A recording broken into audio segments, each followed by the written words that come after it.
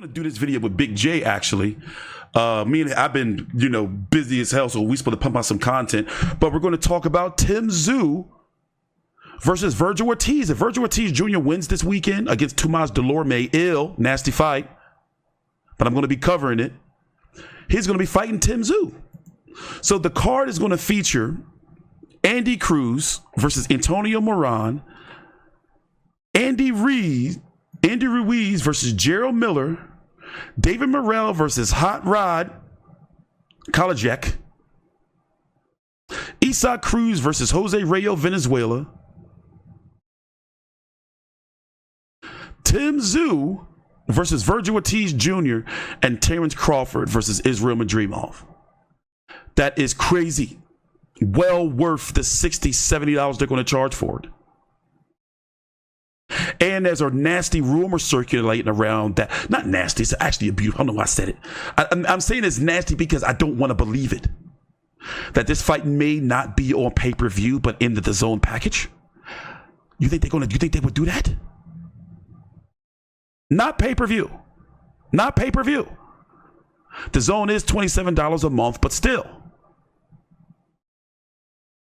That would be nuts. And I'm guessing that would be a way for them to drive people to finally download the app, because the people don't download the app. What do you have DAZN for? Every time I go look into DAZN, I'd be like, why am I here?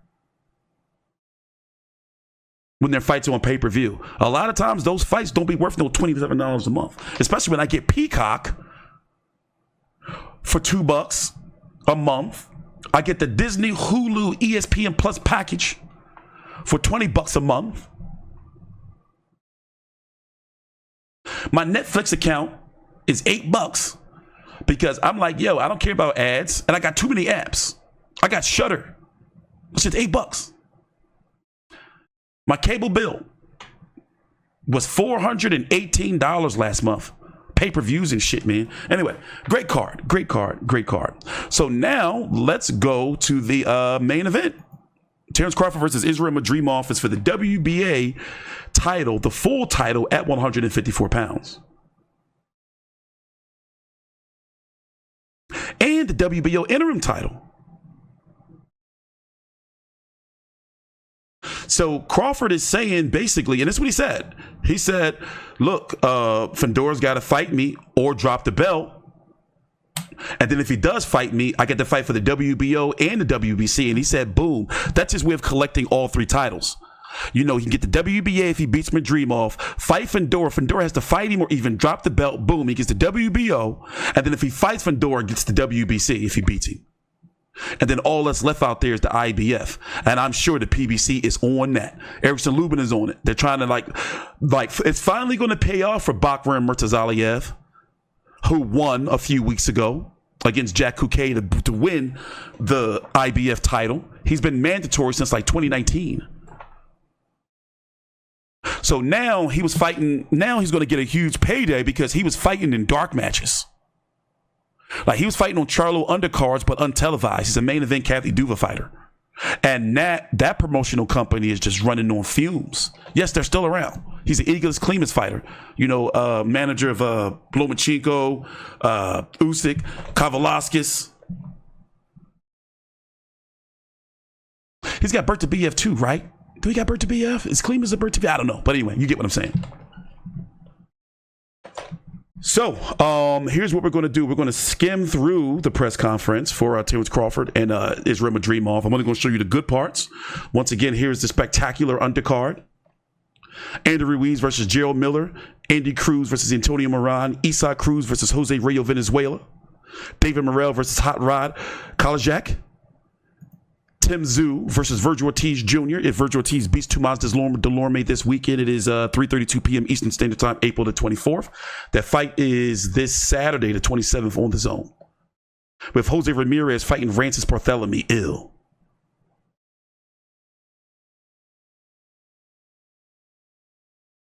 So I'm going to skim through the good parts. Obviously, by the way, look at how world title fight. Crawford's got some weight on him. At one point in time, he was saying that he was looking to fight Canelo at 168, and I remember him posting something on his social media showing him bulking up for the weight. But look at the size of him. Oh, yeah, no Diddy. I know it's immature, but no Diddy.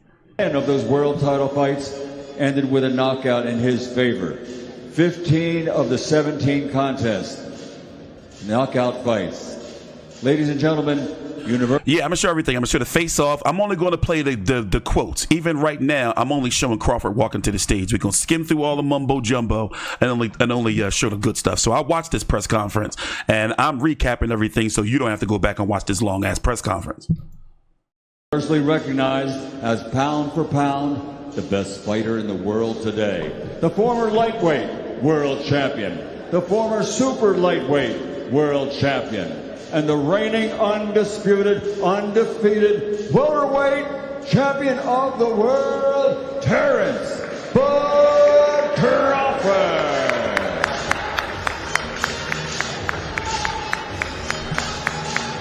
I gotta turn that down. That music always gets me copyrighted. But he's got some weight on him. Once again, ladies and gentlemen, let's turn it over to our host for the press conference, Mr. Ade Oladipo. I remember it was Gilly the Kid off the Gilly and the Kid podcast said that Terence Crawford looked like after he finished boxing, he just go start fixing cars, like changing out steering columns and changing brakes and shit. He do like a mechanic. Hold on, wait. Start here what Eddie Hearn had to say. So clearly you're going to see Crawford is just fighting on the Eddie Hearn card through the Saudis, and he's not a Matchroom fighter. Israil Madrimov. Oh, for sure. Thanks, Addy. And before we start, I think we just need to acknowledge again the event that has been announced today. Riyadh season card coming to Los Angeles, BMO Stadium, 25,000 people. It's going to be, I think, the best card top to bottom we've seen in America. His Excellency, thank you so much, Dr. Rakan. All the work that's gone on in really the last 48, 72 hours. I mean, let's take a look. This guy to my right, the pound for pound #1 in the sport. 3-division world champion. Broke our hearts in Scotland many years ago when he beat Ricky Burns. Undisputed at 140. Undisputed at 147. I think everybody now giving him the props as a generational great. The man to my left, this guy is super elite. You know, when he won the world title with ease in Riyadh, to take your first defence against Terence Crawford shows you what he's all about. I promise you this guy will bring everything to this fight. This is a very dangerous fight for Terence Crawford. I believe Bomac and the guys, they know that. And big respect to Terence. He steps straight up. He'll fight absolutely anybody. And just looking at the card once again, I think it's important to break it down, as I said. Terence Crawford against Israil Madrimov, the WBA and the WBO interim world championships. Isaac Cruz against Jose Valenzuela for the WBA 140-pound title. Jarrell Miller against Andy Ruiz back in Los Angeles. And what a fight between Tszyu and Vergil Ortiz Jr. at 154 pounds as well. David Morrell against Hot Rod for the WBA light heavyweight world championship. Andy Cruz against Moran, and still more to be announced. This is, I believe, the greatest fight card top to bottom the US has ever seen. And thank you to these two great fighters. As I said, it's an honour to be working with League One and Terence and his promotional company and all the promoters as part of this Riyadh season event. As always, I back my man. This guy is a super athlete, huge puncher, huge 154-pounder. And all the respect to the Crawford team, but my man ready to keep his championship in Los Angeles on August 3rd.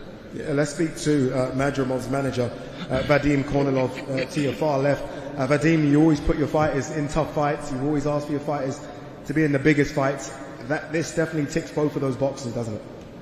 Well, it's really about the boxer himself wanting the toughest fight. And to be honest with you, Israil, and Eddie can confirm this, every fight he's had so far, if there was a choice, you know, we would pick the toughest opponent we can get as he was coming up.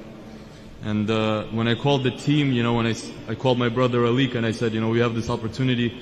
At that point, we were discussing the possibility of having Israil defend his title in Uzbekistan at home.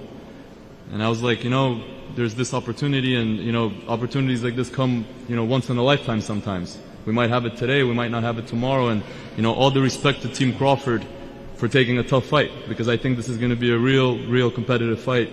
And I hope that, you know, Terence Crawford is going to 154 with all the confidence that he's been in all the other divisions as well. You know, as Eddie always said before, he always said that Madrimov is a top prospect, you know, one of the best prospects in the world. He said that publicly before, and I believe that now it's all proving, and Israel is here to make a point and show everybody what he's made of. I think, and another point is that after the Uzbekistan situation, when I told Madrimov and the guys that the fight's going to be in Los Angeles, they said, this is no different from Uzbekistan, because Joel Diaz, Tony Diaz, Israel has been training in Indio, California, basically every camp. I think every camp he's trained. So basically what's going on is he's trying to, basically he's accustomed to LA, Israil Madrimov. I can understand a lot of people don't know who he is because you would have to have the zone to watch his fights. Not a big name, very highly skilled, amateur background, very good fighter. Not a lot of pro fights, 10-0-1. Am I correct right here? Hold on, let me check real quick. I don't remember. I did cover his fights though. Just trying to figure out which ones.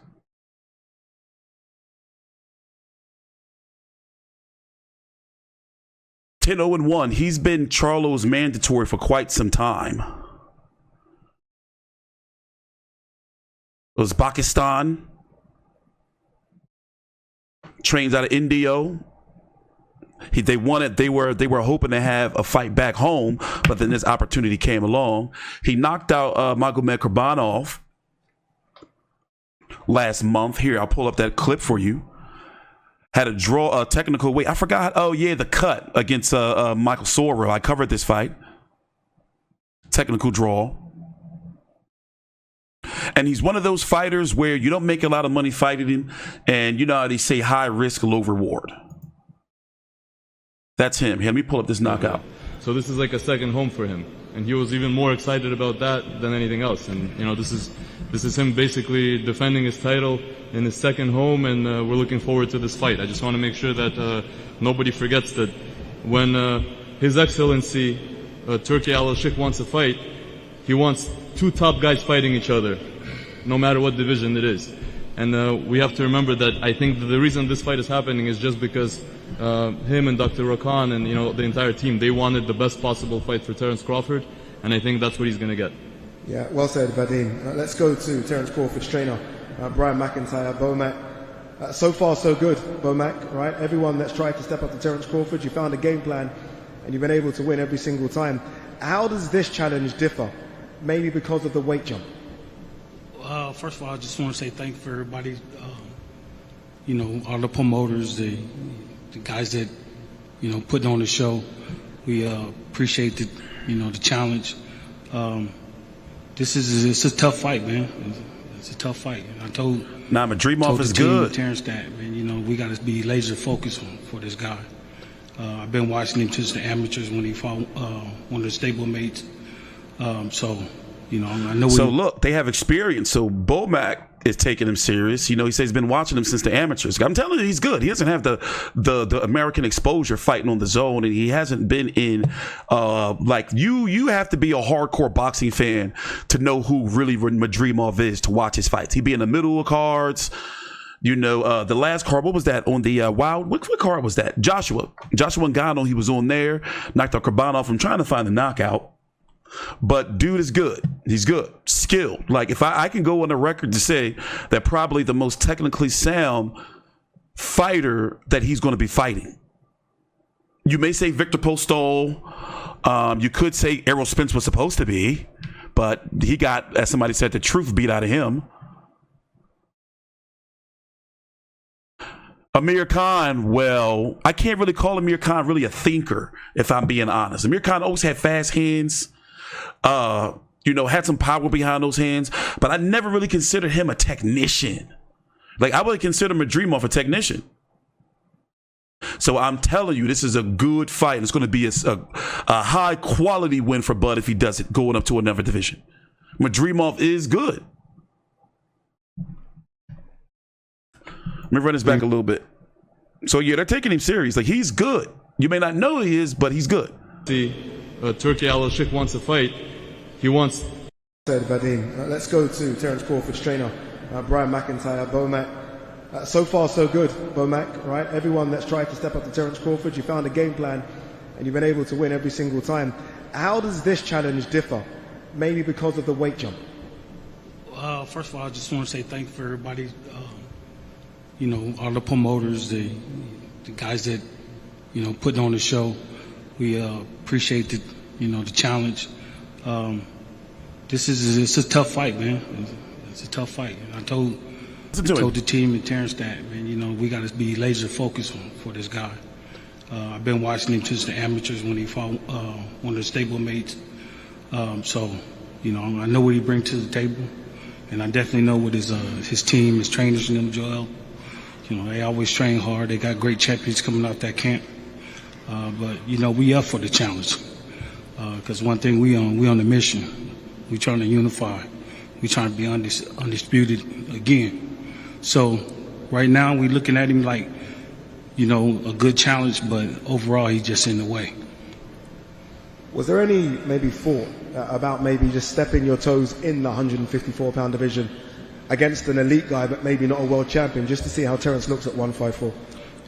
Well, I'm sure we all feel like this, and I know Bud feel like this, is in order to be the best, you must beat the best. And so far he's the best at 154, and that's what we're looking for.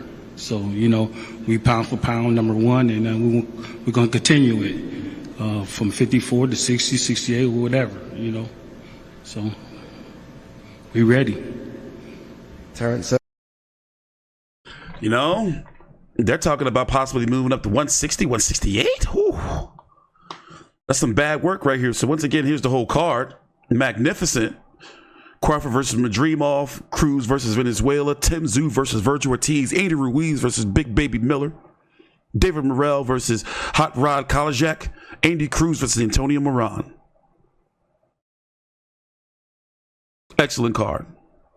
It's going to be in the BMO Stadium in LA. Seats 20,000 plus.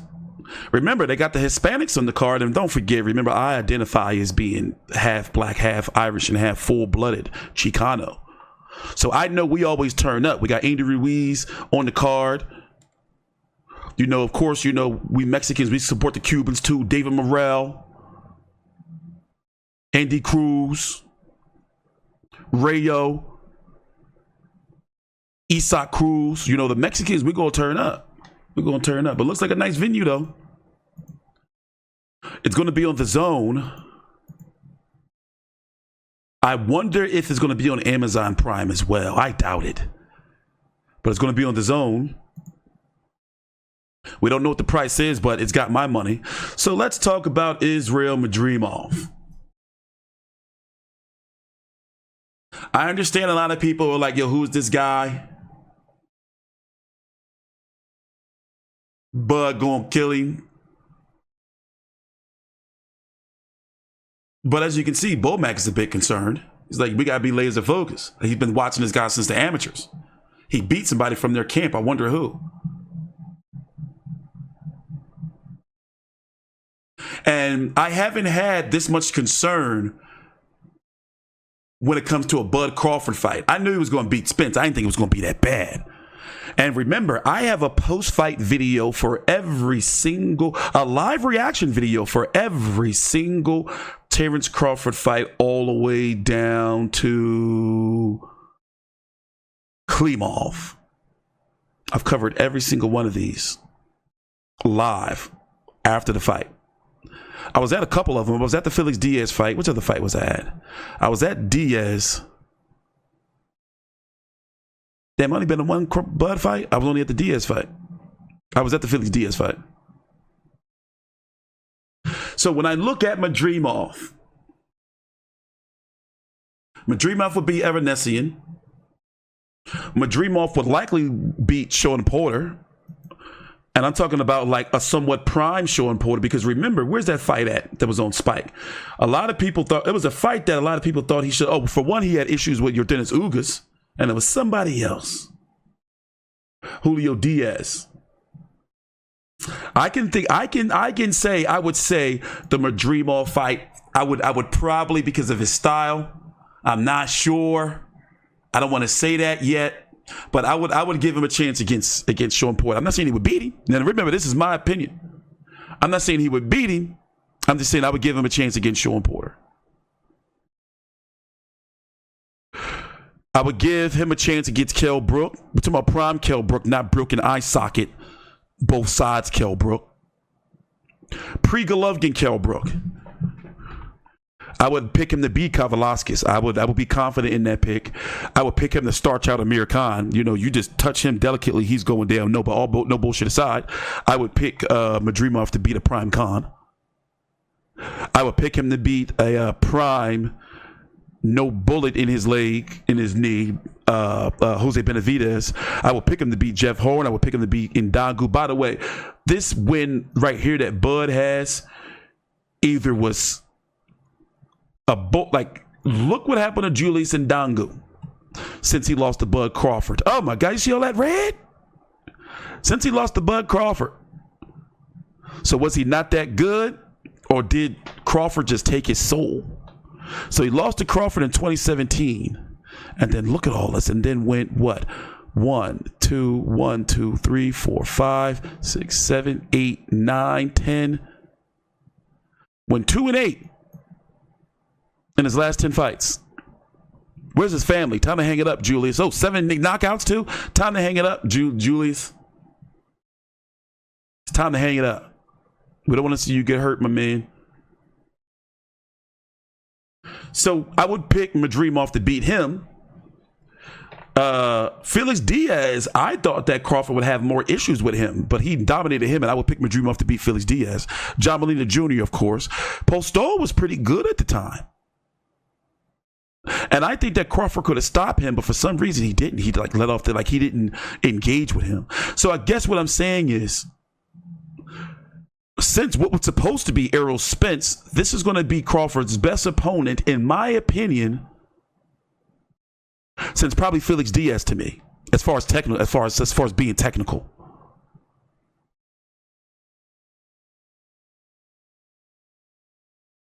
That's my opinion. So when you look at the 154-pound rankings,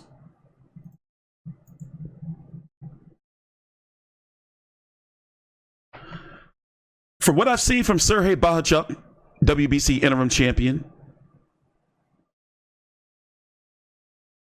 I can pick Madrimov beating him. I covered these fights recently. I can pick Madrimov beating Murtazaliev. I would favor him. So I think that, and I think that he would get Fundora too.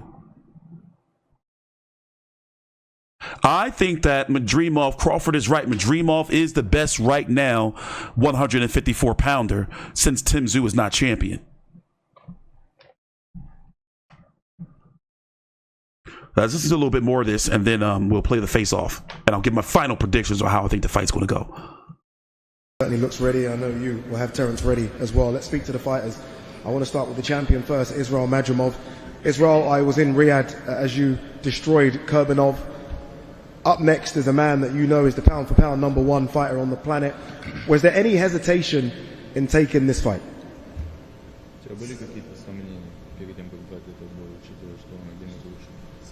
How dare you? Oh my gosh. You sicken me. The biggest ripoff with PPV. Why is that so low? You don't hear it? $80 bucks and can't even. Dice Dreamoff had a flawless Dreamoff. What am I talking about? What up, Dice? He says the biggest ripoff of pay-per-view is having to pay again to rewatch. Oh no, that's horrible. $80 and then can't even watch it again. It's crazy. Before we listen to Madrimov, let me tell you that happened to me before when I purchased a pay-per-view through Fox. It was a PBC on Fox pay-per-view. I think it was a trash one too. Oh, I paid for Luis Ortiz versus Charles Martin twice. You want to talk about hot? That was on New Year's Day. So no, I buy all of my pay-per-views through my cable. So I have them in my DVR. I don't buy digitally. Fight TV, which is now Trilogy TV, they have a good digital, like the way they handle their digital. But no, once I buy my pay-per-views, I don't buy my pay-per-views through my cable. I mean, through no apps. I want that shit on my DVR. And then what I do is I have a capture card that I have connected to my PC. And I also record them onto my hard drive. That's how I do my post-fight videos. So, but yeah, anyway. But no, oh my gosh, that sounds horrible.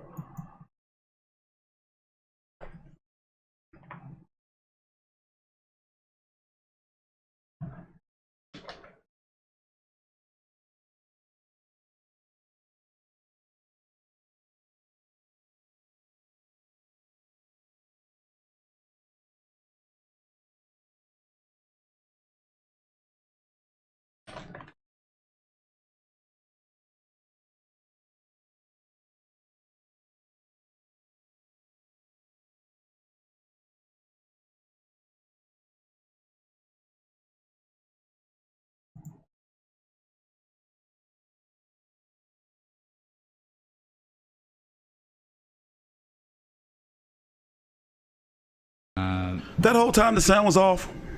That whole time the sound was off. Shit, y'all ain't tell me nothing.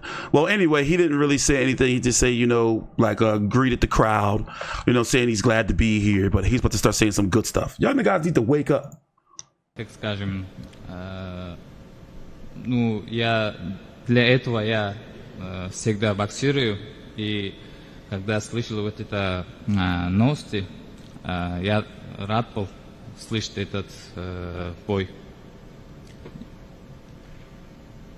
There's no hesitation because this is what I've been here in boxing for.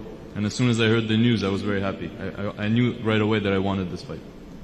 Terence Crawford, as we all know, unbeaten, a freeweight world champion. You would have watched his fight against Errol Spence, which was supposed to be a 50-50 fight, Israil, and he dominated Errol Spence. What do you think you can do to get the W? Israil, он в крайнем своем бою, в 50-50 бою, который ожидали, он избил, легко победил Эрла Спенса. Ты, скорее всего, видел этот бой. Что ты думаешь об этом бое и чего ты ожидаешь в бою?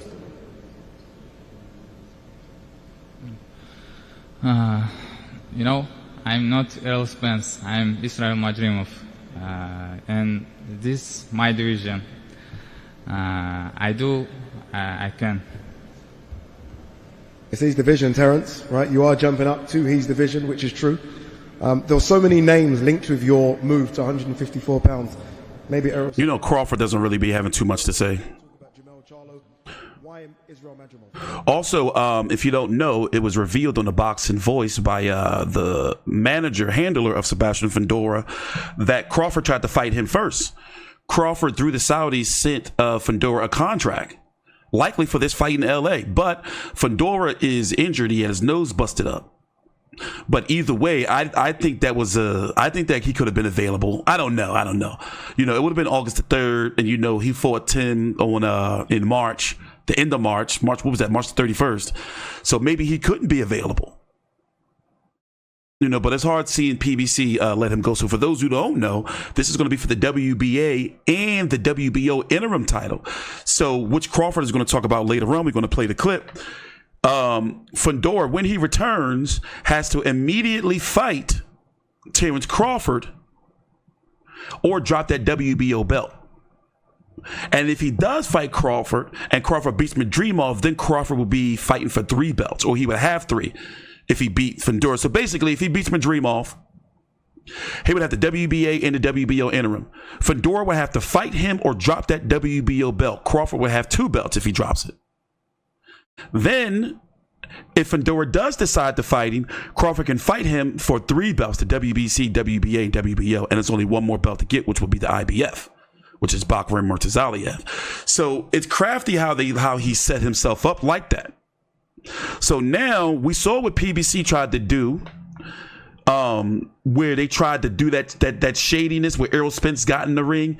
He tried to jump the line to fight Sebastian Fundora, and him and Crawford was going at it on social media. Y'all remember that? I kind of want to take you back down memory lane, but PBC was trying some shadiness. They tried to leapfrog Crawford to get their hands on the belts to probably try to hold up the division again. But now Crawford's in line to get at least 2 belts, and then I don't think Fundora wants to drop his belt, and I think the Saudis are going to throw some major money at Fundora because, let's be honest, we haven't heard any numbers for that PBC on Amazon pay-per-view.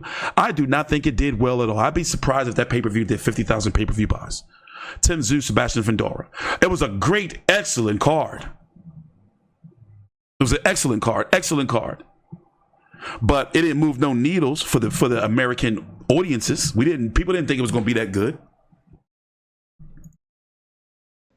Well, I consider Israil the best 154-pounder in the division right now. I do too. So why not go for the top guy in the division right off the bat?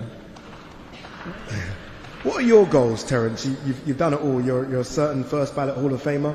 You're pound for pound #1. You've been undisputed in 2 weight classes. As you move up to 154 pounds, what are the goals? You said what? What are the goals as you now move up to 154 pounds? Just continuing being the best. Them Saudi pay-per-views been flopping. I want to leave a legacy that's never been left before. Inside and outside the ring, business. minded, just helping the young fighters coming up, giving them the courage and the outlet that the fighters before me never gave to us, and at the same time, be at the top on my game as well. So far, you've seen so many different styles, and you've been able to conquer every single style. Do you think Israil does something different from what you've seen in your previous opponents? No, not at all. I didn't see it all. I didn't been up against it all. He's very talented. He's strong. I didn't fought strong people before. He got good footwork. I didn't fought people with good footwork before. Elusiveness. I didn't fought people that's elusiveness. So, it's just a part of me, dictating what I want to do in the ring and taking away the things that he liked to do. You heard Bomac there mention you could go to 160. He said 168. He thinks you could be another multi-weight world champion. Do you have aspirations of going further up the weight class? Well, right now we at 154, so I'm going to make my mark at 154, and then if I'm still around boxing, then we'll see what the future holds. But right now, I'm going to make my mark where I'm at. Indeed you will. Eddie, Riyadh season so far has proven to host some of the best boxers on planet Earth. How good is it? We've seen Israil Madrimov in Riyadh season, obviously first time seeing the pound-for-pound #1 in Riyadh season. Yeah, I think, as I said, we're going to go on to the face-off, because there wasn't really anything of real note that was said after that until the post interviews, which we're going to watch. Here's the face-off. This is going to be an excellent fight. Listen, Madrimov, you may not be familiar with the name if you haven't seen the zone. No biggie. Listen, the guy got the goods. He's got speed. He's got power. He's in your face. He's always hunting you down. You know what I mean? This is a great challenge, if not more than that, ahead of Bud Crawford. Some guys talk the talk. Terence Crawford really walks the walk. He could have jumped up in weight and taken on a lesser opponent, maybe a more well-known opponent. Madrimov is a title holder, but to your point, not the most well-known figure in the U.S. Terence Crawford said, no, I want the very best in my first fight at 154, and I think he's getting it. Trust me, you know Charlo, you know Tszyu, you know there's a host of other names out there at 154. Fundora. This guy, I hate to say it, he's better than those guys in his own respective way. You know what I mean? He brings a charisma and a style and an energy to the ring that not many can bring at 154. Now, you heard Eddie Hearn talking about Madrimov being a huge 154. I don't see too big a size difference right there between those two men. I think Terence is going to fill out 154 pretty well. Absolutely. Even making 147 against Errol Spence Jr. I think only his second or third fight at 147, give or take. And he said, hey, I've already grown out of 154. Push me out the way. So now he's going to lay out his plan, as we talked about earlier, for the 154-pound division and how he's going to get the belts. Yeah, I was noticing that Madrimov, I guess that's just his side profile. Looked like his jaw was swollen or something, but no, it wasn't. Friends here again. Terence, congratulations on this fight. A hell of an event coming up on August 3rd in Los Angeles. You have been mentioned with a lot of names over the last 6 months. Tell us how it came to be that you are fighting Israil Madrimov. Well, my way to 154 led me to be fighting Israil. I consider him the best, junior middleweight fighter in the division right now. And when Turkey had called me, he was just like, hey, this is a fight that, we want to make. And I was like, hey, let's make it. So, he made everything happen, and here we are. You've been watching these cards over in Saudi Arabia over the last couple of years. What was it like to get that phone call from Turki Al-Sheikh where he says, hey, I want you to be on my first U.S. show? Well, like I said, I've been in contact with him, so we've had a relationship since 2001, I believe, when he first reached out to me. But, things happened to where I couldn't, fight. So him telling me that he wanted me to be the face of the first fight in America was just an honor. I was happy. I was just like, let's do it, Why not do it in Omaha, But LA's, A good second choice. Yeah. No question. Your first time going nose to nose with Madrimov there. What did you see when you looked at him? Nothing. We months away from fight time. Come fight time, energy is going to be up. Focus is going to be on a whole nother level. And, we both going to come out ready to do what we do to get the job done. I feel like it's a long time coming. You've had all this in Omaha. You get the love in Omaha. Outside of Omaha, a lot of you've had to really scrape and scratch to get people to respect you, to revere you, to feel like he is that guy. You feel like this is everything you've expected and wanted to be finally getting here?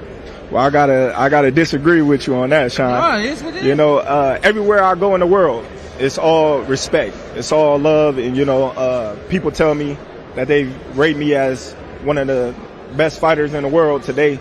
So I won't say just today I'm getting the love. I always got the love. It's just that a lot of people hate, and that makes it seem like there's not love there, but it's always been love. But I'm appreciative of everybody that came out, showed support, and August 3rd is going to be an exciting night of boxing because this is a tremendous card, and like Eddie said, I can't remember the last time ever it's been a stacked card as August 3rd card is. We heard Bomac say that you want to unify the 154-pound division. Is becoming an undisputed champion at this is the important part right here. Third weight class a priority to you? Well, it's not a priority, but it's up in the air. You gotta understand. It's potentially 2 belts on the line. If Fondor don't fight me after this, I'm WBO and WBA champion. If he do fight me, then that's 3 belts on the line. There's only one more to capture. So, potentially 3 fights, that's undisputed. And this is a big one going up against Madrimov. When you've watched him some on film, what do you see? What kind of opponent is going to be in front of you on August 3rd? Well, I don't know. I never like to, guess what's going to be in front of me. We know he can punch. We know he can move. We know he like to put his hands down and be elusive. He got good footwork. So I don't know, but we're going to be prepared for whatever he brings to the table. We're going to train like we always do, and that's, hell in the cell. But, he's going to do the same because we got a good relationship with his coaches, and we know they're going to prepare him to the best of his ability that they can prepare him for. And come fight night, it's going to all explode. How have you felt? I mean, you're just getting into training camp right now, moving up in weight. Was there an adjustment going from 140 to 147? And do you think there will be a similar adjustment to 154? I feel great. I always said, I always sparred bigger guys. I never sparred guys my weight because I was always too strong or hitting too hard, and I never could get the work that I really needed, So moving up in weight is just another stepping stone. Sean, I want to put you on the spot here for a second there. Crawford, Madrimov, how do you see this fight going? I see this fight going, my first time looking at it was just this morning, I think, watched a little bit of Madrimov.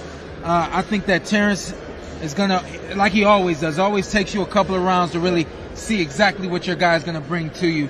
I think you're going to get a lot of Madrimov in your face. I think that's what you expect. I expect the stick to come out from Crawford. We know this about Crawford. He starts to fight orthodox, and then he switches southpaw, and he takes over. So I expect him to start the fight orthodox. I might be telling some stories right now. I might be letting the cat out the bag a little bit, but it kind of is what it is, I think this is going to be a fun fight. I think you're going to have your hands full, but I think you're gonna handle it. You always handle it, man. I don't know, man. It's just something about you. I say this about Crawford, man. Some people are just born to do what they do. Boxing and fighting is something that this kid is just born to do. Bud, what do you think of that assessment? Well, it could be halfway right, but you can't. Yeah. I see, him coming out, jumping on me, trying to make it a fight early, being that I'm in a new division and he want to show, he the boss and that he's the champ. He got to gain respect right out the gate. So I see him, trying to gain that respect from the gate, but we shall see. We'll see August 3rd, massive fight, first fight, part of Riyadh season UFC. Bud, good luck. It's going to be a great fight in Los Angeles. 3 weeks time, though, we'll be in Riyadh for the heavyweight unification fight. Tyson Fury against Alexander So, phenomenal card. I got Terence Crawford. I will not be surprised if he gets cracked or gets dropped, but I think that, of course, from my side, Madrimov is going to put up a better fight than Errol Spence Jr. I highly doubt we'll ever see that rematch. I'm interested in what Spence is going to do because he's going to be at 154 now. And now, I don't want it to happen at all, but Crawford can try to freeze him out through the Saudis. So I just think that PBC showed their hand, you know, when they had Spence get into the ring and call out Fundora after disappearing for months, weeks, since losing to Crawford, didn't take the rematch with Crawford, and then tries to leapfrog him, all for it to backfire and blew up in his face. So Crawford has the potential or the opportunity to possibly fight for 3 belts by the end of the year if he has an easy night in August, because as you see, the Saudis are bringing people back quick. He can fight in August and in December.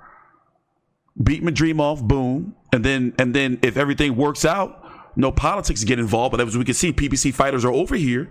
So what's going to stop Fundora from saying, you know what, the Saudis are offering all this money?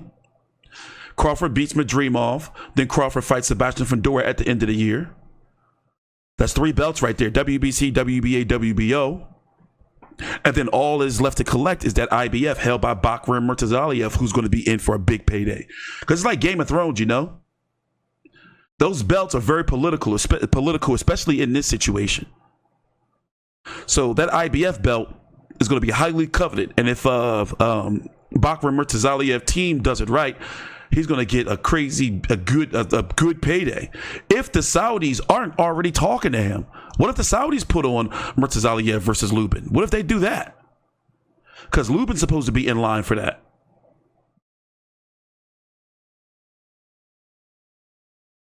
This would be a very high quality win of Crawford's career, one of the best in my opinion. Top 3 in my opinion, if he was to beat Madrimov. I can say top 3.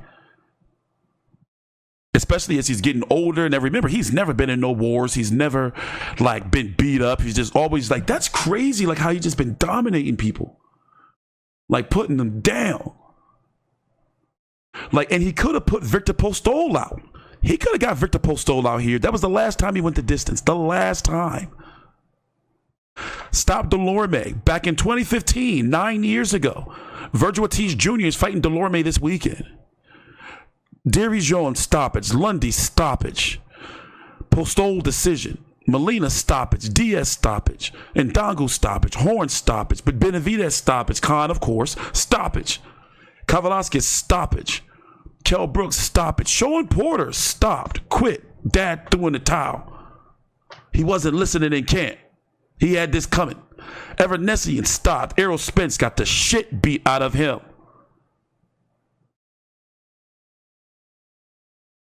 Crazy. And he getting better. Like he just looks like, and I'm going to go ahead and say this crazy shit. It's not crazy to me, but I would give him a chance against Canelo. Of course, I wouldn't dare try to, like sometimes Crawford likes to test his chin.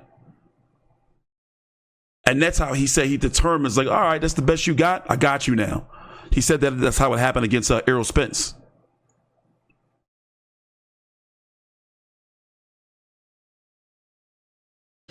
So, I don't know. Sky's the limit. Because what if he does succeed?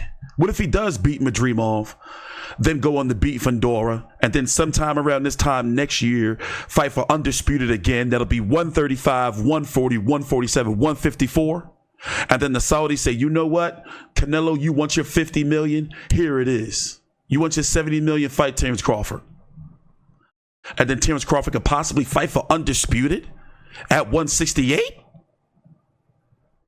And when you look at 160, let's be very honest here. Let's see how he does against Madrimov first before we get too far down the trough.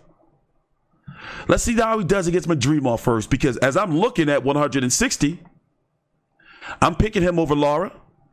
Gingerbek Alim Halala, I am not going to disrespect him, but I'm picking Bud over Alim Halala. And Jamal Charlo, well,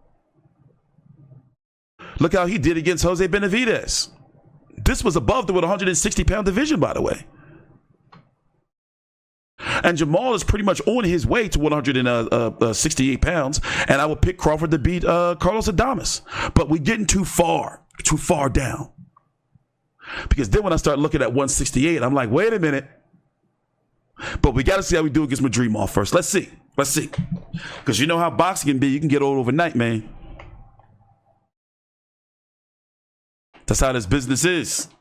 You know, and weight divisions are for a reason. He can go up there, you know, the 154, and that power would be different. You know? I will say this, Madrimov is not a big 154-pounder, though. Like, he's not one of the 154-pounders where you can see him at 160 or 168 one day. But at the same time, look, the 135-pounder in Crawford is now at 154. And the way he looked at 147, he's not going to have no issues at 154.